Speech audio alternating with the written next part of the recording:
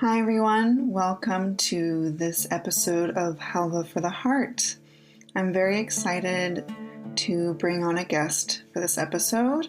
Her name is Mallory and she is my friend. We'll be co-hosting a grief ritual this coming Saturday, so I wanted to bring her on so she could share her story. I learned so much about her through this conversation, and I already knew that she had like a beautiful soul, but this conversation really opened up like the levels of compassion and gentleness that she has and care that she has for the people in her life. Really an inspiration to me, for sure.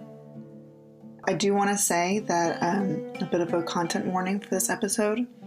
We do talk about Mallory's friend who recently died, and she died by suicide.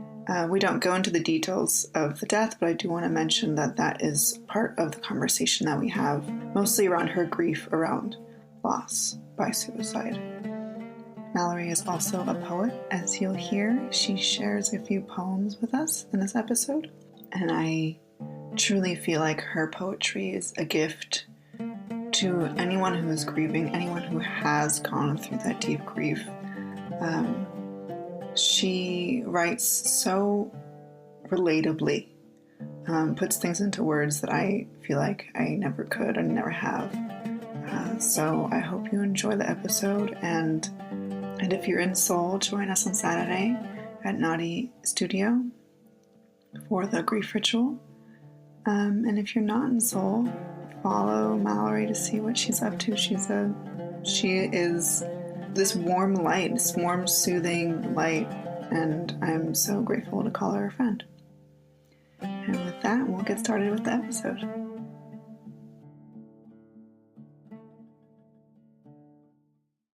Hi. Hi. Welcome. Thank you. This is my fourth episode for the podcast, Halva for the Heart. We're talking with my friend Mallory. I'm going to read your bio. Okay. Mallory Dowd, they, is a clinical therapist, intuitive tarot reader, and art witch based in Seoul, South Korea. Her work draws on her clinical training and years of study in astrology and tarot, herbalism, and earth-based spiritual practice. In February of this year, 2025, the death of a beloved friend ushered her into a deeper apprenticeship with grief, which she honors as sacred and liberating. Mallory is interested in imagination, community care, creativity, queerness, myth-making, and redefining intimacy in community with one another and in relationship with the non-human and unseen worlds. She works with clients online and in person and offers live and recorded tarot readings, spiritual mentorship, circle gatherings, and occasional classes. You do so much. Yeah, that's true. I love it.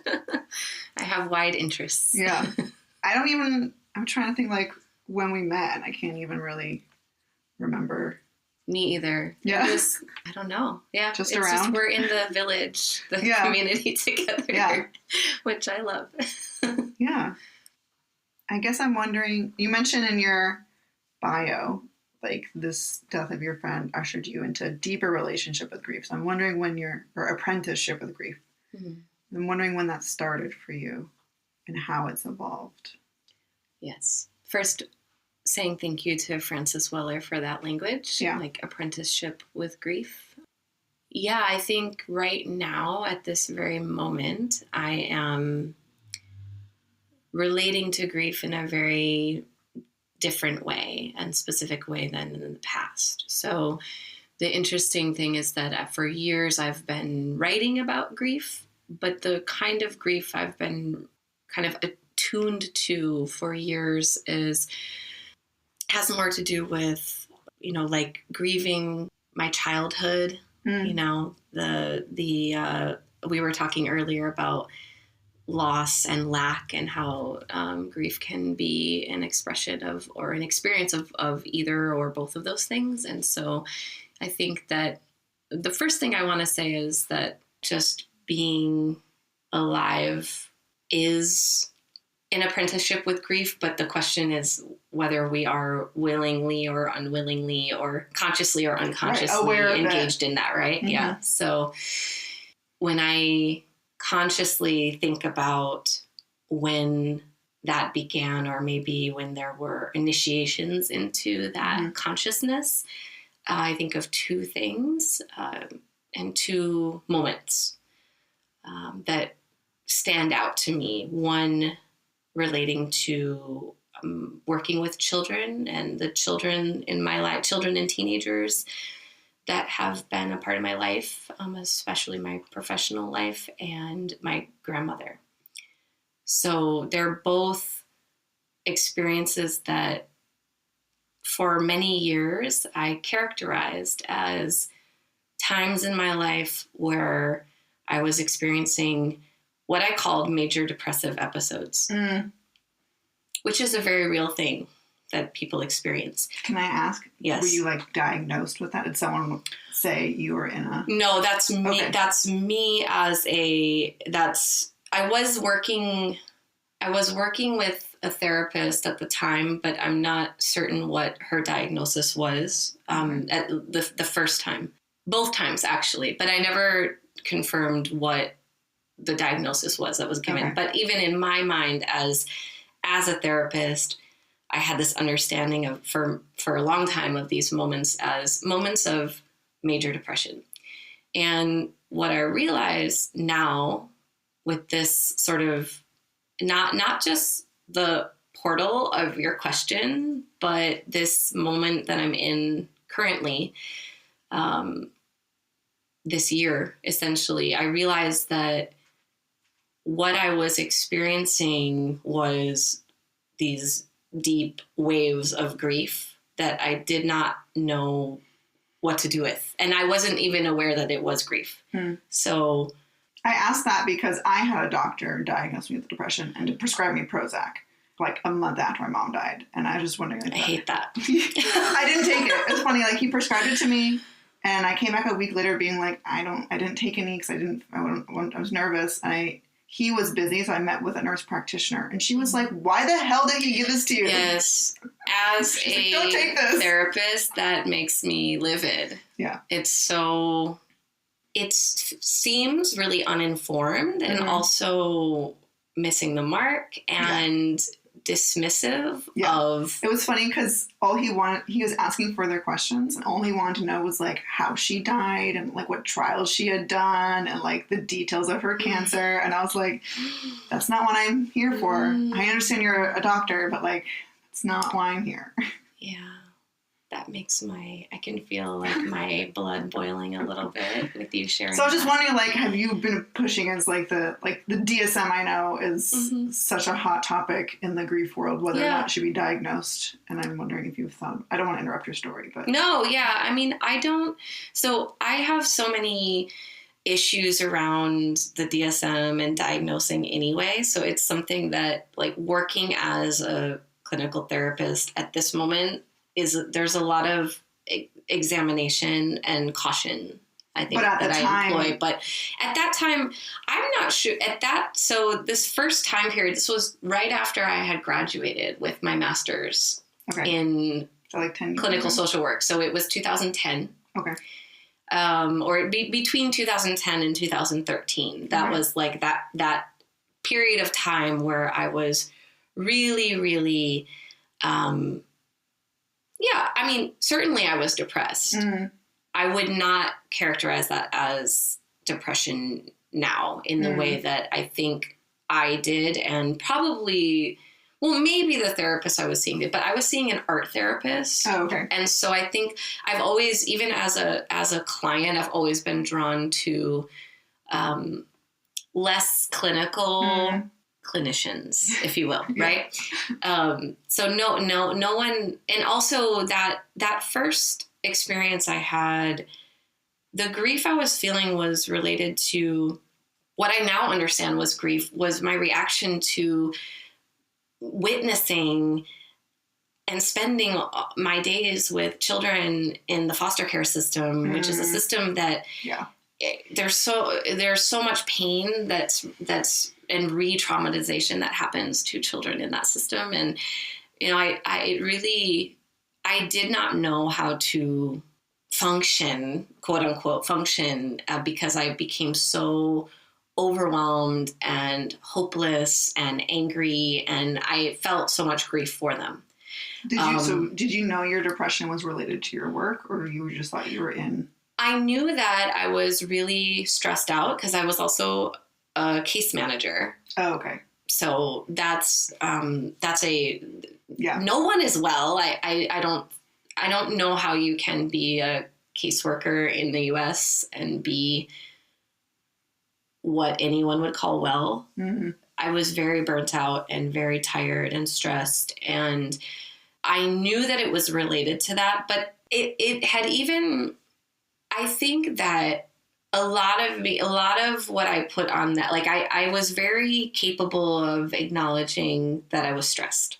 I was very capable of acknowledging that, you know, my mental health needs were not being met because I was, because just of the hours I was working and such. But I don't think I was able to, you know, in my training, we did not have any courses on grief.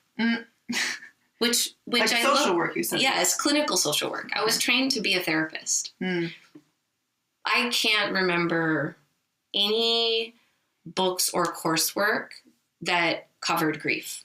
In your clients, like, let alone yourself, just like none of it. I mean, in my like even just treating grief, it was not a focus, which I find really strange. And I have a lot of questions about my program and like what was missed, and I've just been filling in those gaps over the years since that time.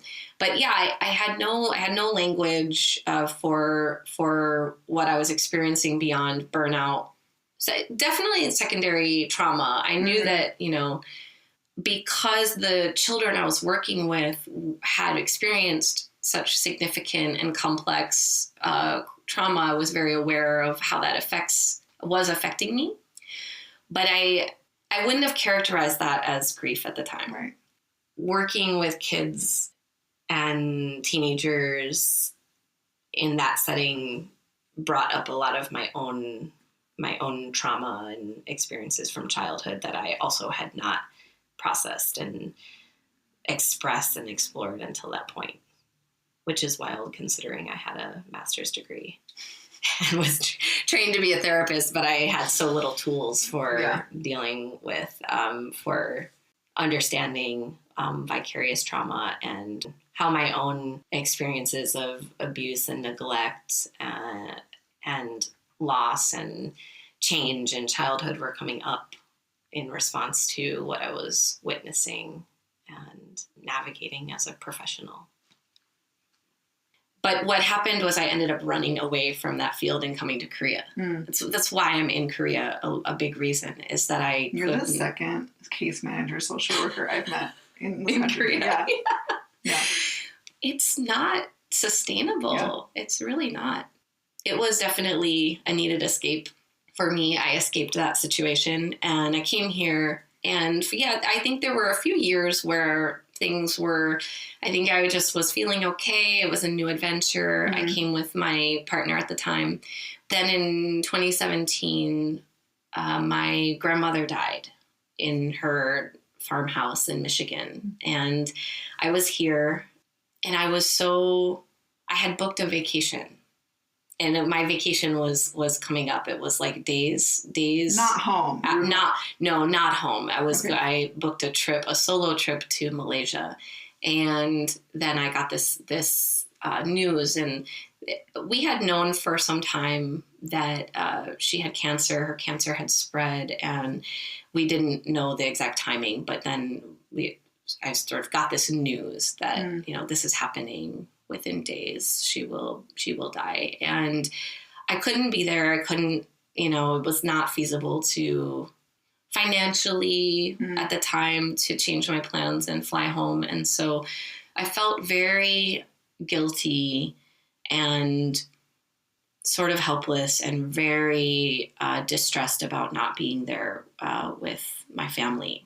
And at the same time, so I went on my trip, and I ended up sort of wandering the streets. I got word that she died while I was playing Dungeons and Dragons, actually, with the Sloan gaming group, who were very, very sweet and kind to me.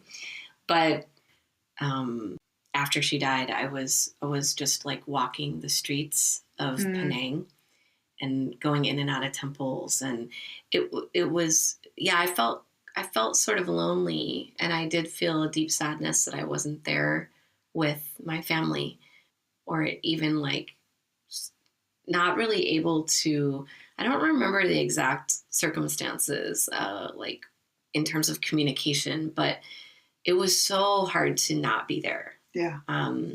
After that, it's so weird because I even looked back at my sort of, but just my messages and my Instagram and how was I like, what and how was I communicating with people at the time? And I think I because I missed out, it's that experience, right, of being separate. Right. When we're like, yeah, we're not seeing it happen, so it's easy just to pretend it's not happening.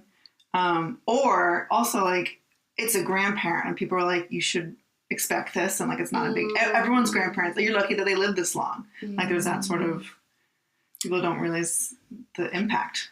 Right. Yeah, it's not the response to that isn't what it would be even with a parent, right? Yeah. Yeah, and even for myself, my grandmother, I felt a lot of guilt because I loved her so much, but I didn't feel like I had this as close of a connection to her as I would have wanted, and I did want.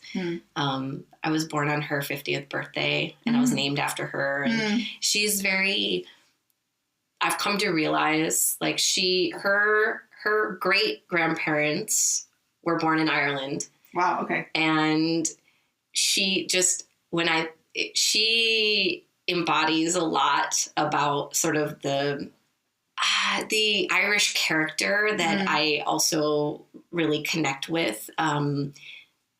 She loved books and literature, and she was a poet, and she would make things out of clay. She had a kiln in her house, and she was just her humor. She had a very like dark sense of humor and wit. So after she died, and I think again, it was one of those moments where I didn't know, I didn't really even acknowledge what that meant to me.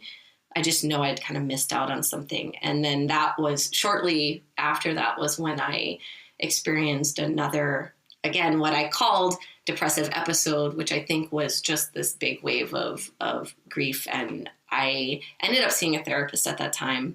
She was very helpful. We did talk about my family a lot. Did she name it grief? No, and I didn't, and I don't even think I brought up my grandmother because it was sometime after, but not that sure. It was maybe less than 6 months later, I think. There's just so much socialization. Like you should be over it. You should be over it. Yes. Well, I think also for me, my mother struggled so much with her death. And so it almost felt like this is my mom's loss. And like, I have to be strong for her. Did you feel that? I've always felt that way. Okay. Sorry, so Mom. Sorry, Mom, if you're listening. Parentified child. Because I've always felt that way. That's like part of, but actually I'm now having a very distinct role reversal in receiving my mom's strength as she's, fielding phone calls from me when I'm in hysterics crying about my friend, and she's like really, she has this fortitude and solidity, and she knows what to say because she has been, she's been learning herself about this for years. And yeah, it's there, there's of course, right now, this is another one of those sharp moments. Yeah. Just like the witnessing and feeling what's happening in Gaza. And I felt this way in 2020 as well. Like this, kind of like this sharpness of like the collective grief. Yeah. And yeah, it's just I really appreciate your question because it really like putting those pieces together really helps me understand how I didn't really acknowledge and name grief for the longest time, but it teaches me the power of naming. How do you think it would have been different if like your therapist had named it as grief? Wow, I don't even know. I'm not sure. I think at least with my grandmother, in the case of my grandmother's death, if I had named that, I think that, because that was it was a very helpful time. That time period that I was working with that therapist was very, very helpful for me.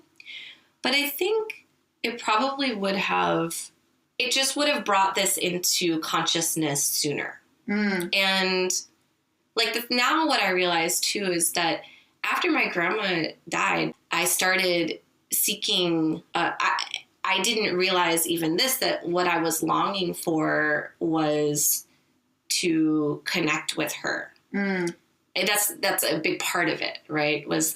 It's not a coincidence that after she died, I started being aware of deep sorrows in me. And that's when I was really processing a lot about my childhood at that time, like things I did not experience in childhood, sort of like certain hallmarks of safety and security. Even just, we moved a lot when I was a kid too, right? And my parents divorced when I was 4. And so there was a lot of, I realized around that time, which was, I was in my late 20s, like, yes, there are certain longings that I have for what I didn't experience with my family, for example. I also was very aware of how I was experiencing this loss and lack of spiritual connection. And when I was younger, I've been thinking about this lately, how when I was younger, I always wanted to go to church. My mom was an atheist at the time, and my dad had gone to Catholic school and did not have any interest in religion. But I was just constantly, like, I joined a youth group when I was young. It's sweet. But like, I didn't care about the Bible. Right. Not really. I wasn't there because I felt a strong connection to the language necessarily, but I wanted that togetherness. I was really drawn, even now, whenever I'm in a church or any kind of ritual space, religious, spiritual, communal, I feel like it's my heart fills up. So I definitely realized when I started reading tarot and I started kind of remembering my connection to what's it's not bigger than me, but just like to the land and to unseen, to spirit, that brought up a lot of grief for me as well. Because I was like, here's this thing that there are these lineages that I have not been connected to. Right. And so I've kind of been like trying to reweave those connections over the years since. And I have written a lot about grief. And so for years, that was the kind of grief I was writing. And also just collective grief, right? Like, what do we do with our deep sorrow and anger and overwhelm at the atrocities that are occurring every day in the world? So I wrote and wrote and wrote about that for years. Like publicly? Yeah. If you look back on my Instagram from years ago, I was talking about grief a lot, but it was more living. A lot of it was living grief, the personal grief that I was talking about. Another big grief point for me was my divorce at the end of my marriage, which was like a very slow, and COVID, which those coincided. Would you mind talking more about the grief of your divorce? I feel like I've been surrounded by people who are getting divorced. And it's, I'm just curious what that was like for you and how that grief is different. It has so many tendrils for me. I think one being that, so I feel really grateful for the fact that my ex-husband and I are still on friendly terms. Like that was a very painful process and prolonged, but ultimately the right choice for both of us. But I have a lot of I think there's a lot in terms of losses or missed opportunities, or even we were together for a really long time. We started dating when I was 23, I think. We met in college. And then we moved to Chicago together. We moved to Korea together. And we just had been together for so long in this monogamous partnership. And COVID started to, for many people, I think COVID brought up a lot of, it was like, you can't avoid these issues now. I mean, like, my sister was on the last episode, and she said, like, she's like, I didn't grieve our mom until lockdown, and I had nothing to describe. And I was like, that was like 8 years later, and she was like, yep. Mm-hmm. Yeah, it forced us to look at stuff, you know, and that's it's like I felt this thought coming, and it felt really like painful, but you know, my ex and I would argue a lot about, like, I remember this argument in which he would say to me verbatim and in other words, like, why can't you just be happy? And that was even after my grandmother had died, and after just like all of these experiences that, of course, I wasn't talking about with him. I don't think, not a lot, but I was just sad. Yeah, you were carrying it around. Sad. Yeah. And part of that is just, I've always been a little bit like sad. And that's why, to me, it's like, I've always been, it's not that I avoided sad subjects, or I've always been interested in that and open to that. But except in these really sharp, painful, personal moments, it's like there was this wall over my eyes or something. But yeah, we would have arguments about, which I think came down to just incompatibilities around emotional exploration. And even though I think he's had his own journey since we separated of dealing with his grief, which he's named, but at the time we weren't. We were just not having those conversations, and we didn't have the security and safety to really, especially during a pandemic. Yes, it was just really hard. It was really hard. Yeah. And even when I started seeing that therapist in 2017, you know, he had gone on a vacation, and it was sort of like, what I understood was that I needed to address my depression. Oh, while he was gone? Kind of. Well, it's kind of like, we need to take some time and think about this. And like, I knew I needed to address this. That was the messaging I got. Whereas I kind of later did sort of experience that, I think, as an emotional abandonment, because it was just the hardest time for me. And I didn't know why. I just knew I was suffering and sad and grieving. Now I know. But yeah, then, you know, it's really wild to be with someone for so long and identify as, you know, part of a partnership, and like then to lose that. Yeah. I also then looked back at, you know, there's like that reflection. We were together so long, but there were a lot of issues, prolonged issues over a long period of time.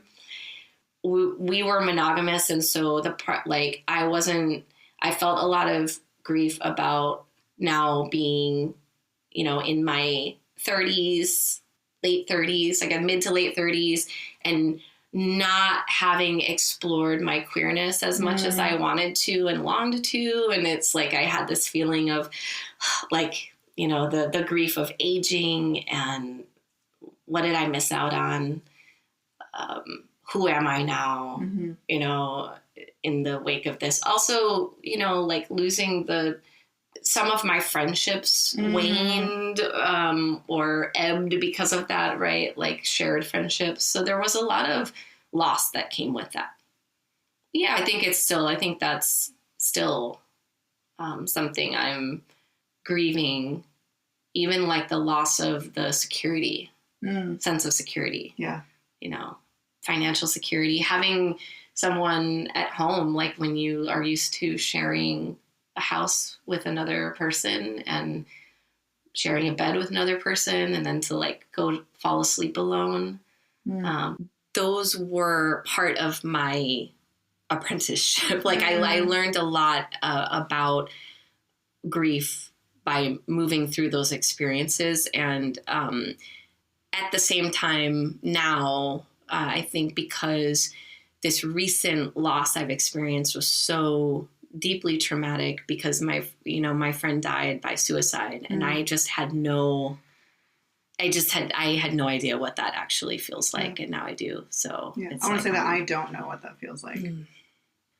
Yeah, it's just it's just horrible. Yeah, no, yeah, I bet. Yeah. And I find myself, like, as your friend, not having known her personally, but like not knowing if I'm like, I get self-conscious of like, am I saying the right things? Am I doing am I doing enough? And it's funny because I don't usually feel that way. I feel like comfortable when people come to me with a loss, but it was the first time where I was like, oh, it's suicide. It feels different. And then I'm like, well, is it really that different in terms of it's still a loss? And just like rerouting into like what I know. And I hope it's been enough. Yeah. Okay. Yeah. I think I have felt that I felt a lot of support from you, even if it's not even necessarily what you say. It's just that I feel that I can talk about it, and you can be with me in that. Like you are not trying to run away from it. Yeah. And that, I think that's for many people, they're not aware that they may be responding. Even me before this, right? Before this, I also don't know. I wouldn't have felt as equipped to respond to someone who has survived this kind of loss. But yeah, I think my I guess my cosmology and also the way I live my life, that I'm always feeling into invitations and openings for connections. So it feels very special to me to be connecting with you and collaborating with you right now at this time. Like, it's very nourishing for my soul. Yeah. I guess I didn't mention like why I invited you on the podcast. Yeah. But it's because we're hosting an event together next week, a grief ritual, a community grief ritual. And yeah, when I asked if you wanted to do it, I was like, should I ask her? Because I asked you like, 2 months ago, probably, after the loss. And I was like, is it too soon? Is it too soon? I don't know. And then I was like, she would just tell me if it's... Yeah. If we had done the event 2 months ago, it would have been too soon. But having the time, we've been planning it slowly, that's been good. Yeah. I think 2 months ago would have been about 1 month after she died. And I think I was still pretty overcome and not necessarily able to hold space for other people. But I don't feel that way. So what made you say yes 2 months ago? Oh, because the timing, it just felt like it was I feel strong yeses and nos in general. Or I guess maybe like I've cultivated a relationship with my body and my intuition to the point that when I feel a yes, I say yes. When I feel a no, I say no. And that, for things like this, that guides me pretty well. Yeah. And like, yes, but not now. Well, no, I mean, I think we've also just taken our time planning it. It's just worked out that way. Yeah. I think I just felt trust in it. That yes is based on a feeling of trust, and I trust you, and I trusted the opening, the invitation. And it felt like this will be a medicine for me.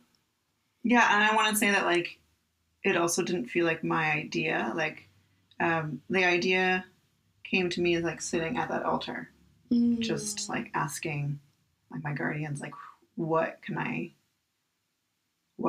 offer? Mm-hmm. But like, not me. Like, what do you want me to offer?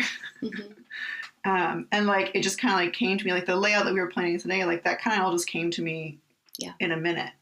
And then, I was talking to some people about it. It was funny because then like in the Death Midwifery Apprenticeship program, 9 Keys, that I just completed, one of the assignments like the next month was like, write in detail a community offering you want to offer. And I was like, oh, I have it. It came to me like a week ago. Like it. I love that. Yeah. Yeah. And then, but like, as I was talking to my mentor, she was saying like, it's nice to have a co-facilitator, and you have someone you could trust to do that with you. You were like the first person who came to mind. Oh, that warms my heart. Yeah. Thank you. Yeah, just because I've been in spaces that you've been facilitating, and I really like how you are so gentle. And like you're saying, just like, trust that it'll work out. I feel like I'm the like, we're gonna over plan this, and I might feel like a bit too. I really feel that it works. Okay. Like our different energies and like skill sets are harmonious. Yeah, because I'm not I'm very chaotic in my planning, but in a grounded way. Like I'm chaotic. Like, yeah, because I trust it will work out. Yeah. And even when you presented this, it was like, yeah, this whatever this is has for me, and according to my beliefs, there's a spirit to this. It has a spirit and we're just kind of co-creating with that. Yeah. I'm glad that. Yeah. So I guess we can talk about this, what we're doing at this event. It's centered around water, and it's funny because it like I said, it came to me as I was like sitting in meditation. So it hasn't been like this deliberate, like, ooh, let's find a symbol. What should it be? It was like, okay, well, we have a symbol now. What can we work backwards from there? And like, what does it symbolize? Yeah, it's been really nice to hear. I feel like you've worked with these, like you're saying, earth-based traditions and stuff like that more than I have. So it's been nice to hear your validation. I was like, oh yeah, that's why water came to me. I didn't know. Yeah. Well, water is so, it's funny because I talk about water with a lot of my therapy clients too, which they have varying spiritual orientations. So, but I find that water, most people that I work with, and even just people in my life, when we talk about water, like I like to ask people, is there a body of water that you have a connection to? Like for you, is there a body of water in particular that you have a memory or a connection to? The ocean is the one that comes to mind. I mean, I grew up in the San Francisco Bay Area, like very close to the ocean. Not very close, but yeah, close enough. Yeah. But also like, I've always like, it's now that I think about it, it's hilarious because I've never like enjoyed water. Like I've never enjoyed being wet. I don't like swimming. I don't, as a kid, like hated showers. Like I just like don't like the feeling. There's sensory stuff going on. Yeah. Yes. Like I remember I went to a water park with my friend at like 12, and we were going down the slide, and we were like on those like inner tubes with like the two of us. We were together. Yeah.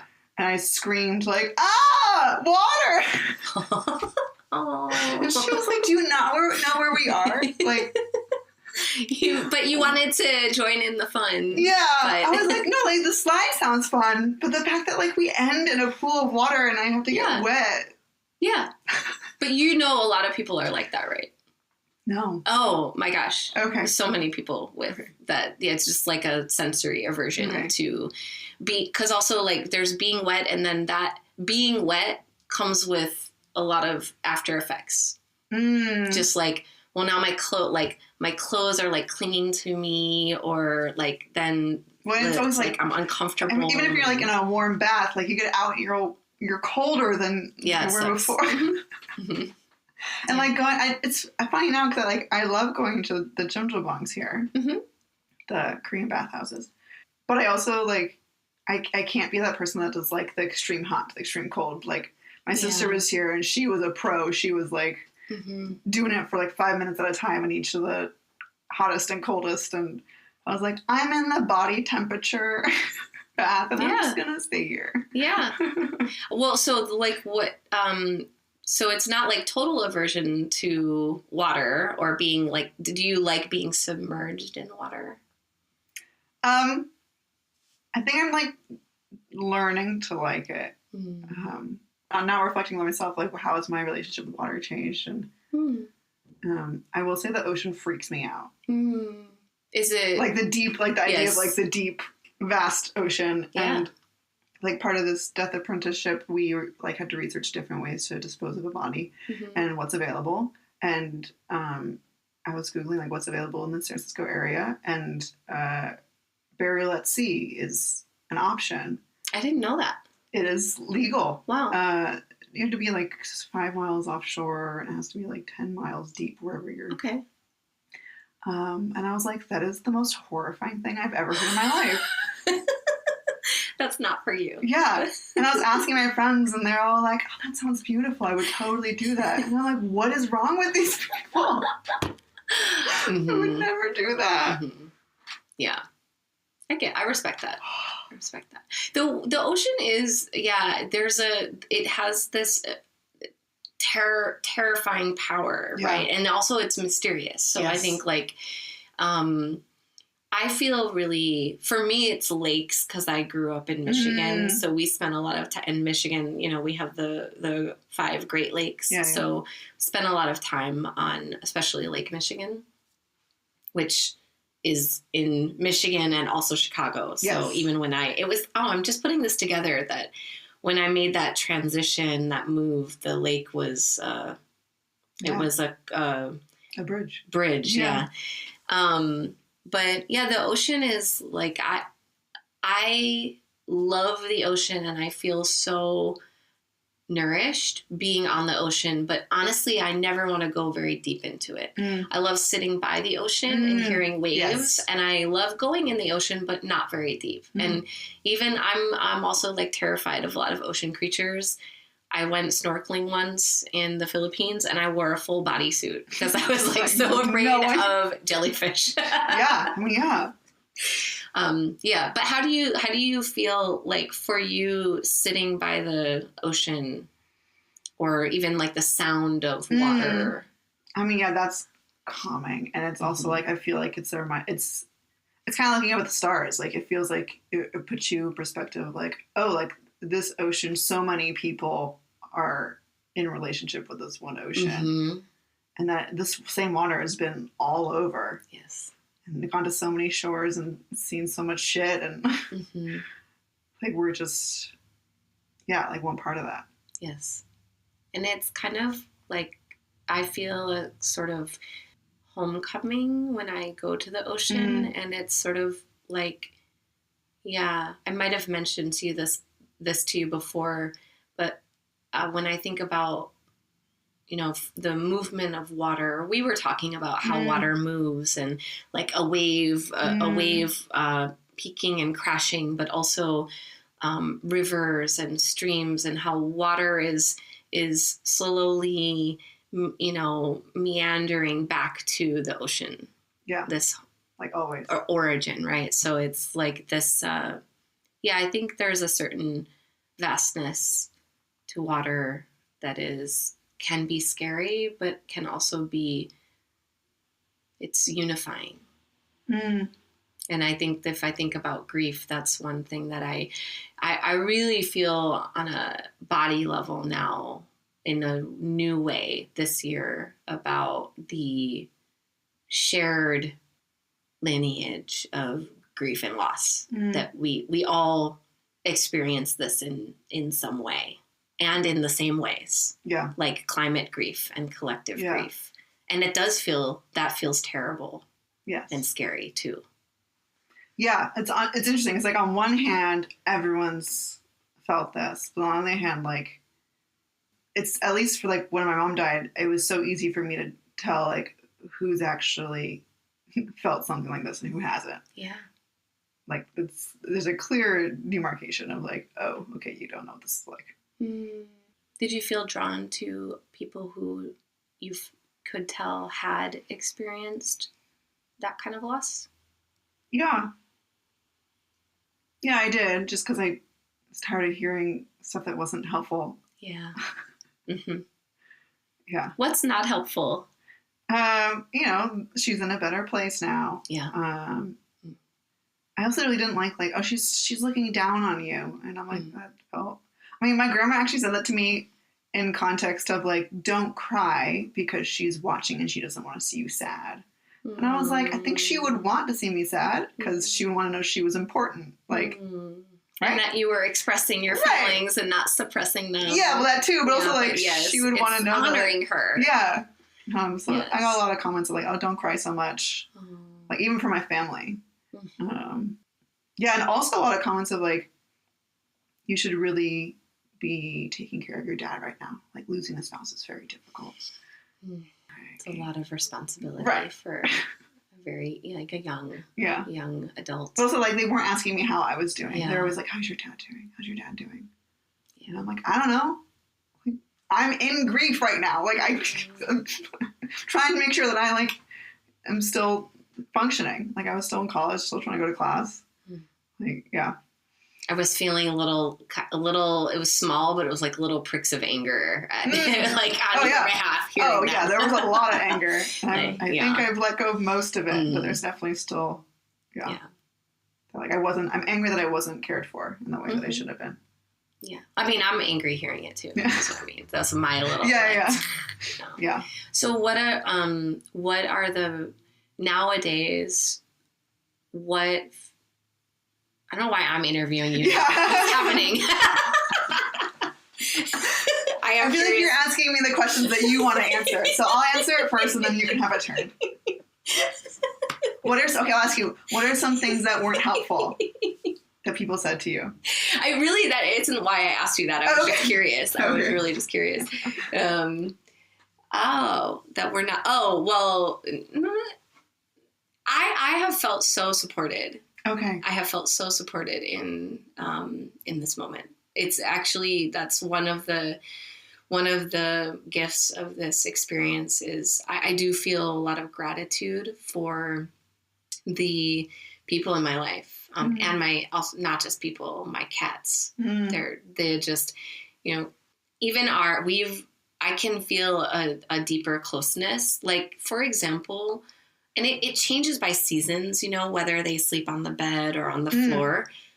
But I want to say that since April, my friend April died, there has not been a night that they have not slept on my bed. And she needs and the weather's warm now. So it's not we've had some hot nights, but they're there every night. And I have a few close friends who really said everything I needed to hear. Even I wouldn't have known what I needed to hear. I was in hysterics. So what are the things that they did say? Just for people who may be confronted with supporting someone going through something similar.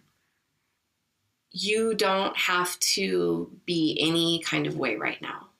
What you're feeling, whatever you're feeling is okay. When I was,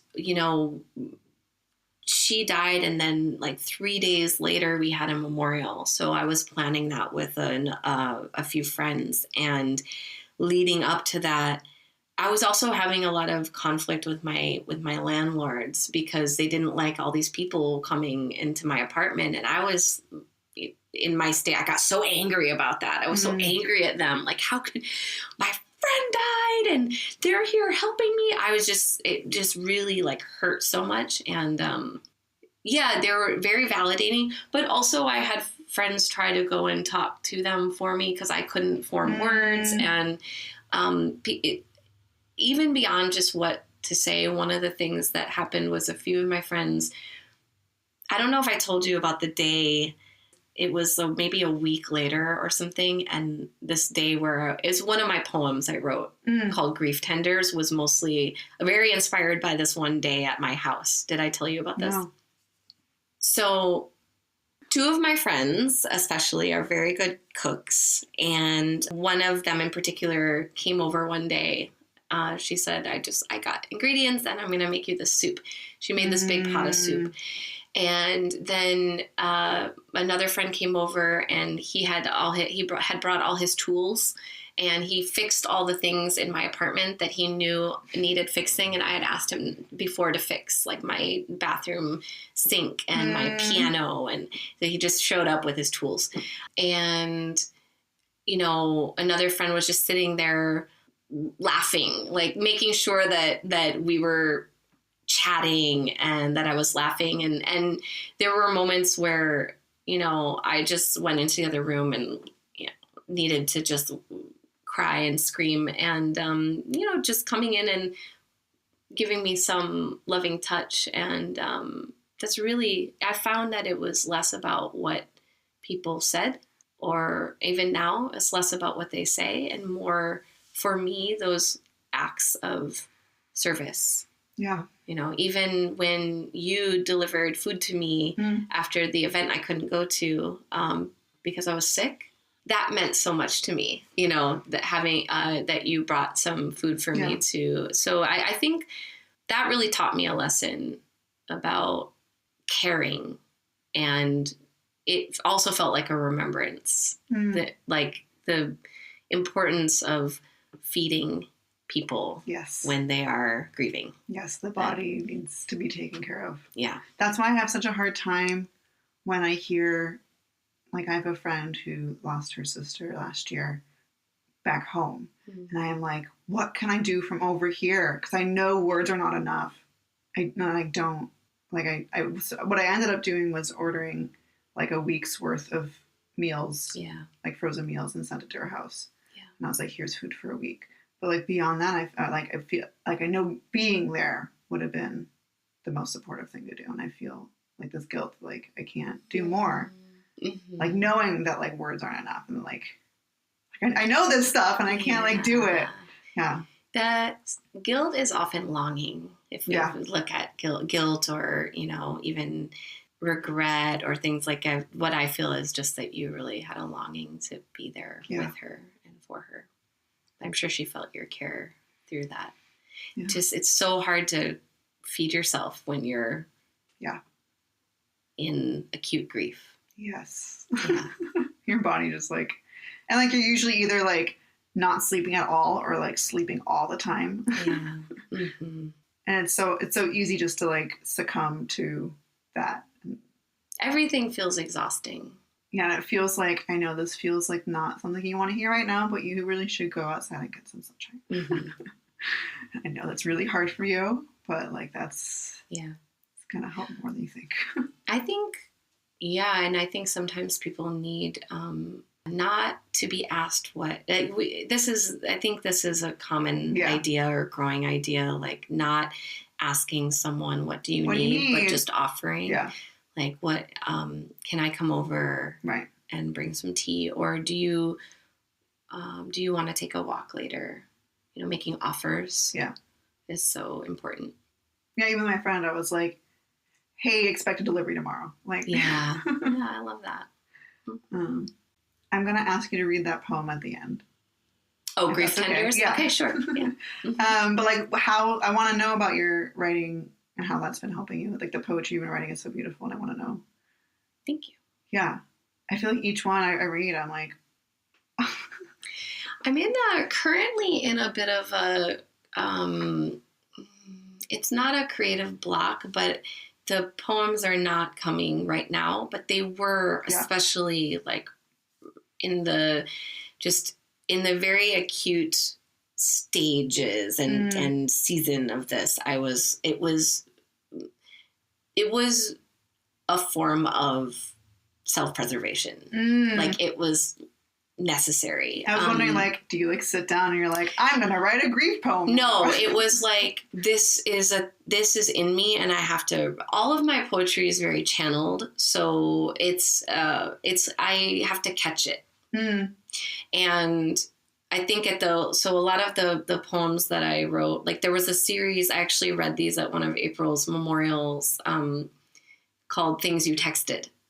And that was like, it was a two-part, part one and part two, and they were literally just things that she had texted me that I sort of put together in an order that felt, even like that one was a little, there was a process of writing it, which was sort of about creating a rhythm that felt like her.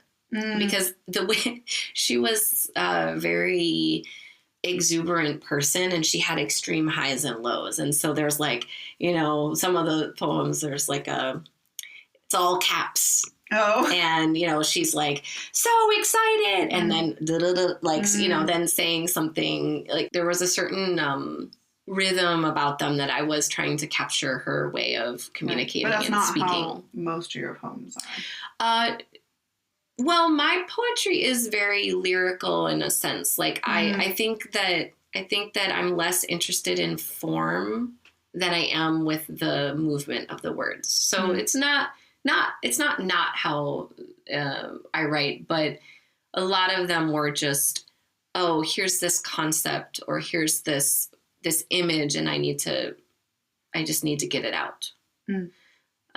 Like I was sitting by this library where I teach a morning class on Mondays, and I got there early. So I sat on this bench, and at that time I had been talking with another, like a mutual friend, about birds, and sort of like feeling her in the presence of birds and like interactions with birds. And there were all these pigeons that were like kicking up dirt.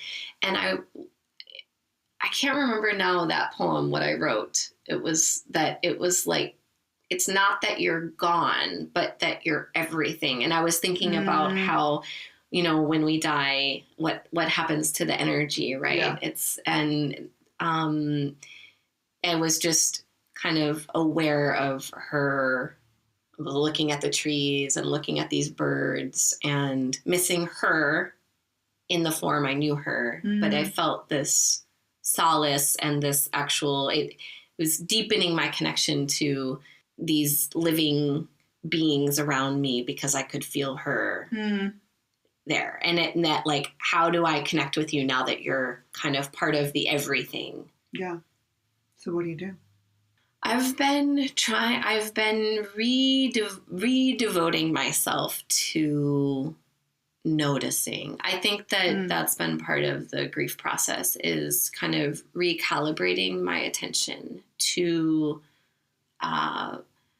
energy, to definitely to the land, and to just, synchronicities, right? Like, it's just it's so interesting how many owl related things. Another poem was about, I wore these today intentionally. These were, I have a poem called, it starts, I took the owl earrings, and it was about some of the things I took from her apartment when we were cleaning out her apartment.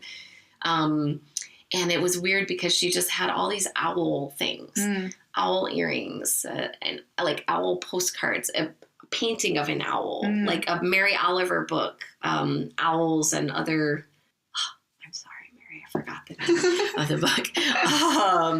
But yeah, and we were all just sort of curious, like, why did she have all of these owl things specifically? And it's not something that she had like mentioned. No. You didn't like know her as an owl person? No. Huh. And even like, she loved trees, but I don't know what trees she loved. I just knew she and I shared this deep, deep love of trees. For me, there are particular trees that I love, that have also taught me about grief, specifically ginkgo. It's just like the season, their seasons are so vibrant and extreme. It's you can't ignore them. But yeah, stinky sometimes, and I love it. I love all of it. They also change sex spontaneously. They're just magnificent, amazing.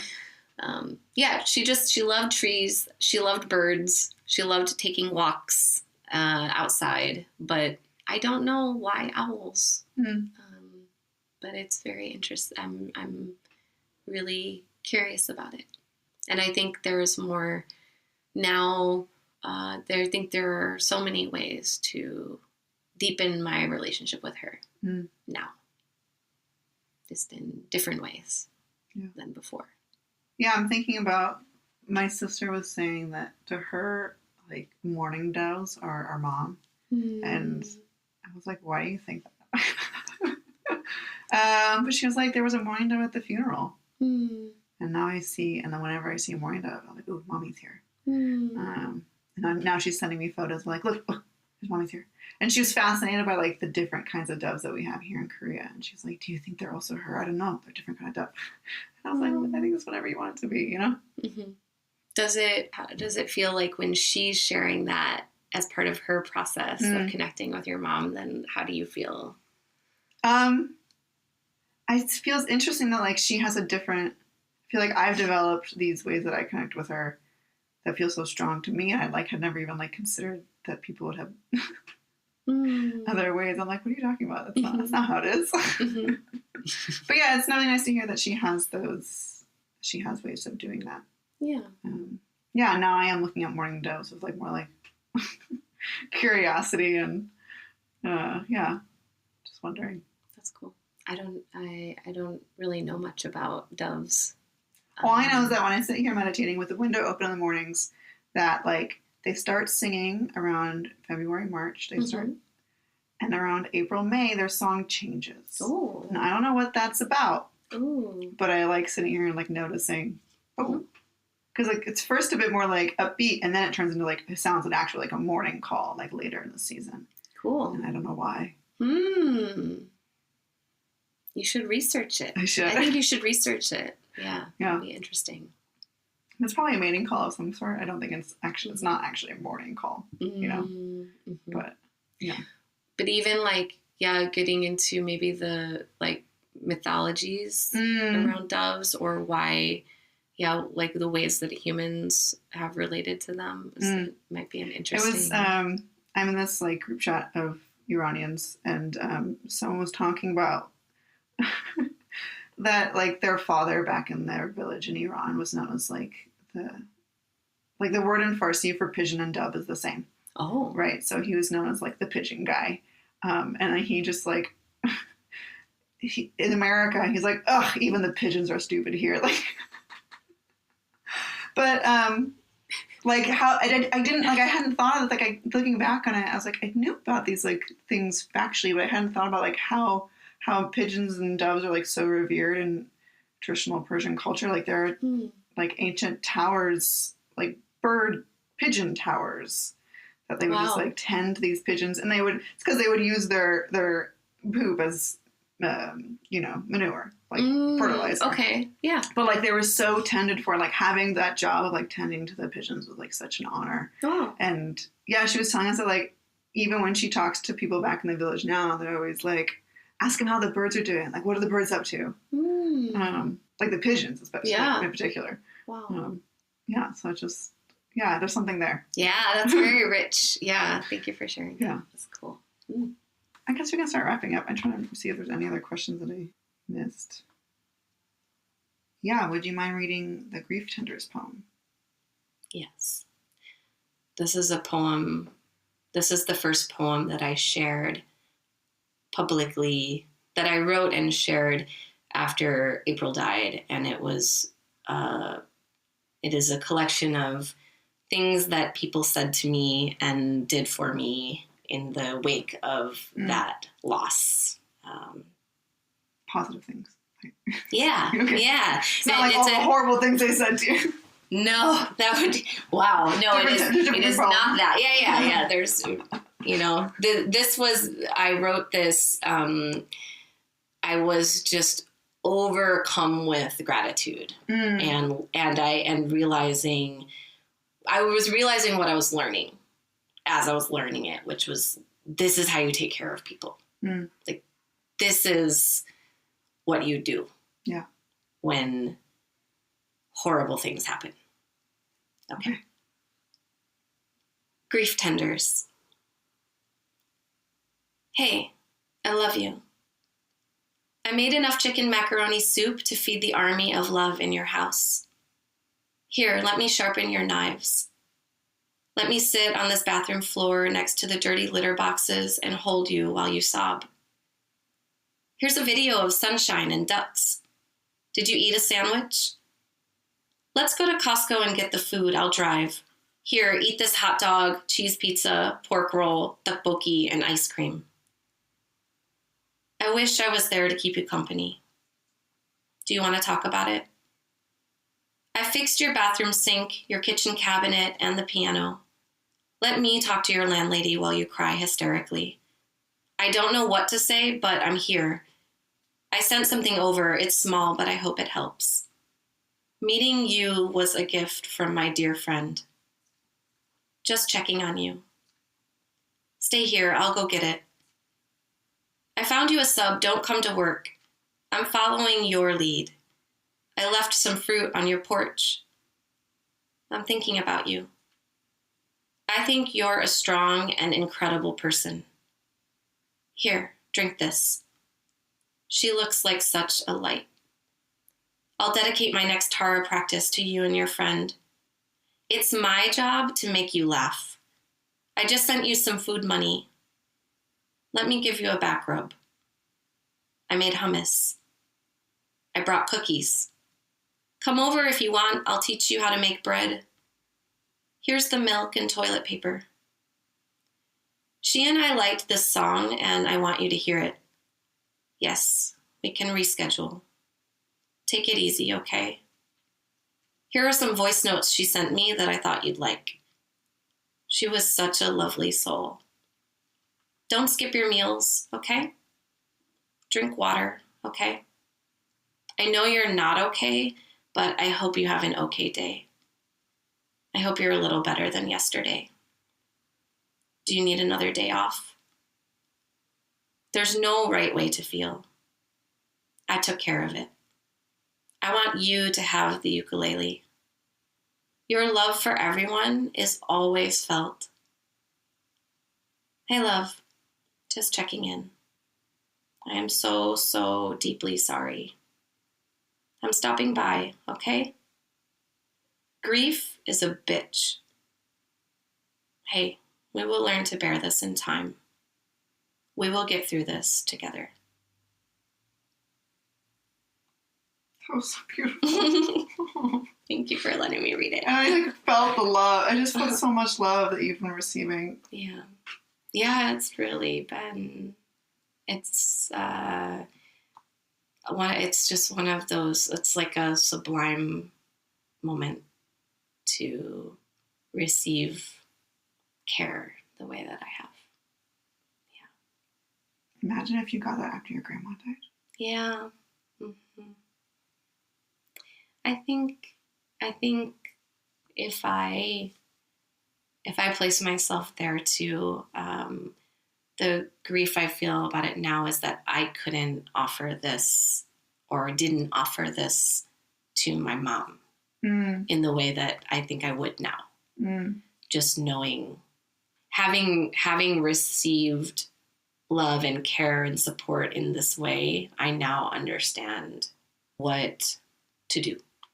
It's incredible to me that you have so many friends who clearly have grieved. Yeah. It's so hard to find. Yeah. You're right. I think that's so true. Going through that experience and feeling that kind of pain, whether you received that care or not, you know what it means. Right. And you then offer that to others. You recognize it in other people. Yes. And you're like, this is what I should have received, or this is what I did receive. Yeah. Yes. Mm-hmm. Yeah. I just feel like so many people, even if they have gone through a loss, they haven't consciously grieved. And so they still aren't able to offer that. Yeah. I mean, that really was me even up until very recently. It took experiencing this kind of the wave was so strong. It knocked me down. Yeah. And I had no choice but to surrender to the offerings that I was, yes, like I'm so grateful and in awe of the people around me and how they have showed up. And yeah, I know that you are also one of those people, and I see you being that person even to shared friends of ours. So I think we're all weaving this web of care with each other. Yeah. I was just thinking about, like, I was just reflecting on my time. Yeah. And how it didn't get what you didn't receive. like, none of it. I was like, was there anyone? No. You were 20, right? Yeah, I was 20. Yeah. I think that's such a hard age. Like, it's, if you think about, I'm 40 now. The quality of my friendships now compared to the quality, I guess quality is the wrong word, but I'm certain that if I had experienced this kind of loss when I was 20, definitely I did not have the sense of community that I do now. It would have been very different, I think. Yeah, I think it was weird for me because I had, like, transferred colleges and I didn't really know people either. So, like, people that had been friends in high school weren't around. They all moved away. And so I just didn't have, they weren't really even checking up on me that much anyway. A few of them came to the funeral, but that was just kind of like condolences. It's interesting. At the time, I was like, this is grief. I know this is grief. And I reached out to, like, the hospice that we had for my mom, because they had given us a social worker came and gave us all these pamphlets about, like, support groups and blah, blah, blah, blah. And I explicitly was like, do you have any grief support groups for young adults? And they were like, no. There was nothing. There was absolutely nothing for young adults. I was like, they have, like, kids programs up to the age of 18. And they're like, sorry, you're over 18. You don't count. Do you want to come to, like, our adult grief support groups? And I was like, that's not going to be, I'm 20. Like, I don't need to meet. I'm so sorry that there was nothing. Yeah. And that's when I found there's an organization called The Dinner Party. That's like that they were filling that gap. But even then, like, I went to a dinner party and everyone was, like, in their late 20s and they were like, you're so young. I felt babied, like, immediately. Yeah, you needed like college space age with your peers. Right. And I did not get that. Yeah. I'm so sorry that you didn't get that. Yeah. Yeah. And like I said, like, all the peers around me, like, when they did want to talk about it, they were just like, they couldn't get it. They just didn't. 20-year-olds and early 20s. Yeah, there is still so much development happening. You're still teenagers. Yeah. Essentially.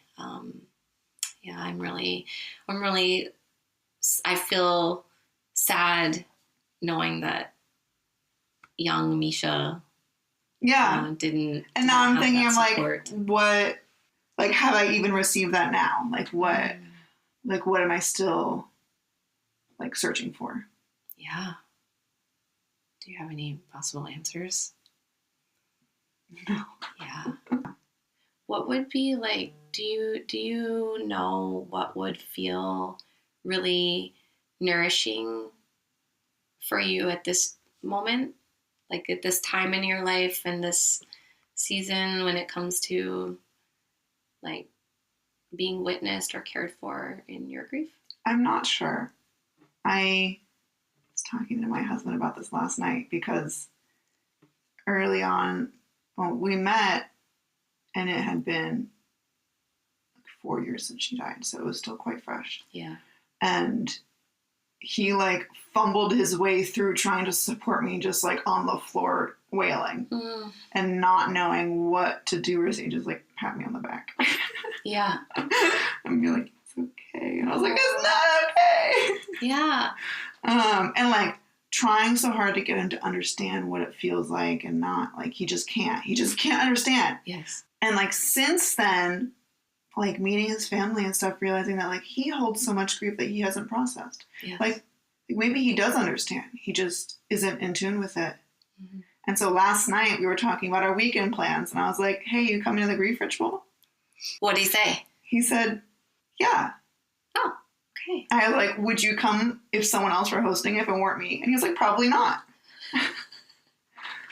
Okay, I'm curious to see like what he gets out of it. Yeah. Because he's definitely suffered like traumatic loss in his life that he hasn't addressed. Yeah. And I just wonder if like, is this a little selfish? I don't know. Like hoping if he like confronts it and addresses it that like I'll feel more supported. Like I'll feel like I have someone who gets it better. Yeah, I definitely, I can understand like, because you're like longing for that understanding between the two of you. Like, and this is your person, right? Yeah. It's your life partner. So I do get that. I think also there's probably another part of you that knows that like he can't be forced to right. No, I know that. Of course. But of course I think but it's beautiful that he's in relationship with you, right? Like if we think about, it's kind of like how thinking about the timing of you reaching out to me to plan these grief rituals in this moment, like, and even if that wasn't even related to, or the thought in your mind was just, oh, this is Mallory will be a great partner in this because I've seen her, I've been in her spaces, not like, oh my God, she just went through this traumatic loss and that wasn't even your thought process. But to me, the timing was so, like, I couldn't say no because of the timing and the invitation. And I think it's the same with, the two of you, that you inviting him and even like you coming together in life, right? And him being open like, to it. Yes. Yeah.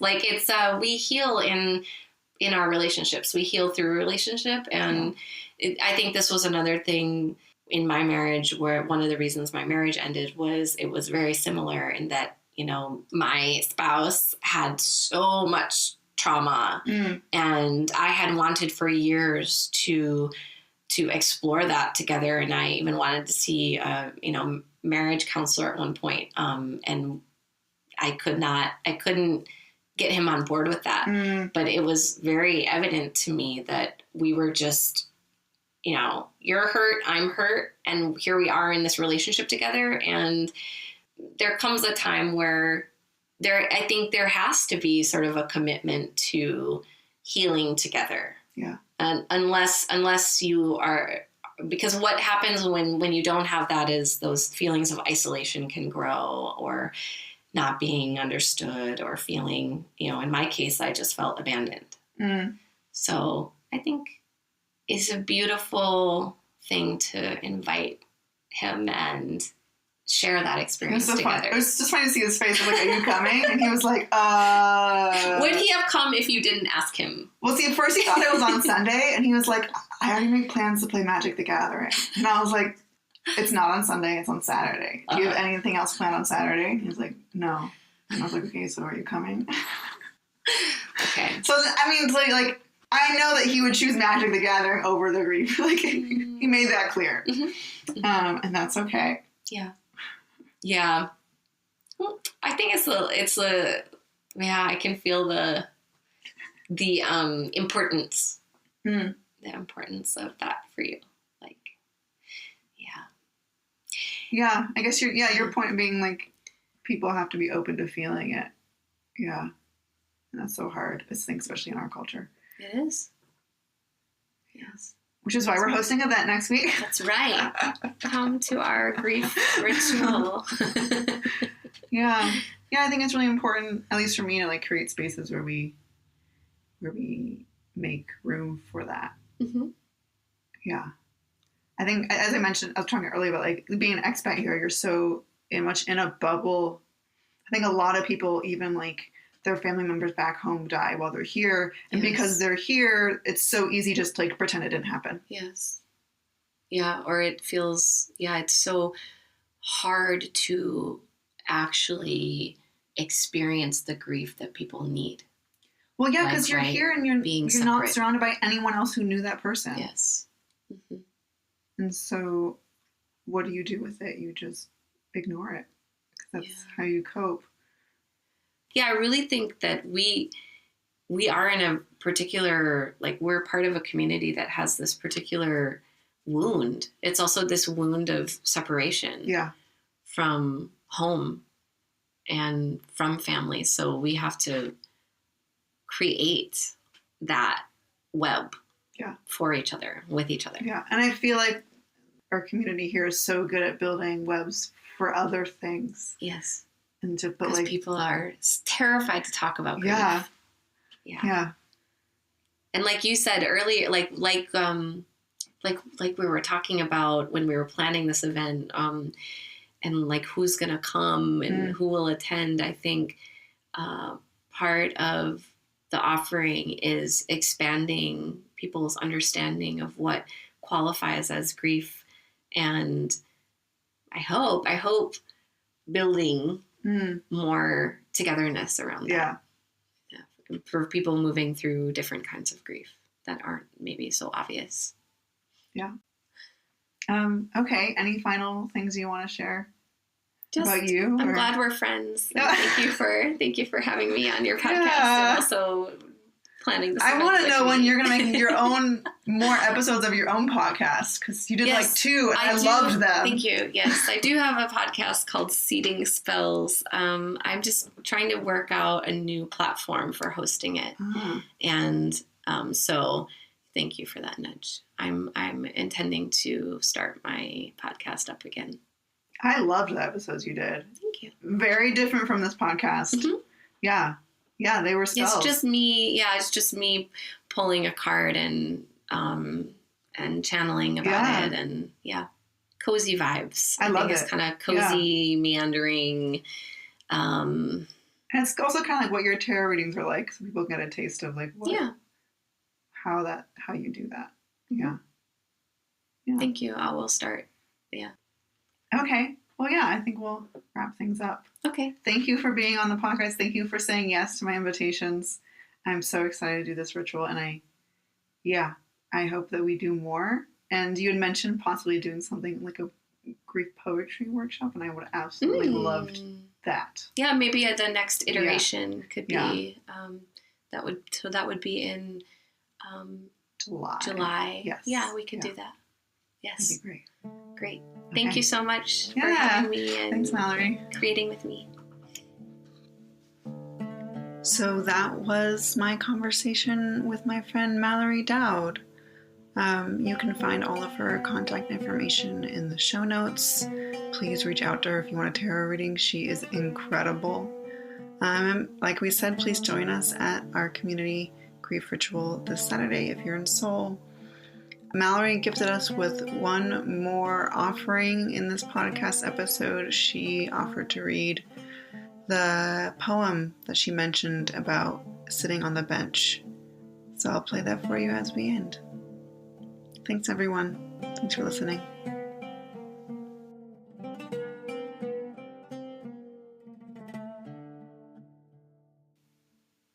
I saw a man bowing to a tree. I was sitting on the bench near the library where I teach on Monday mornings.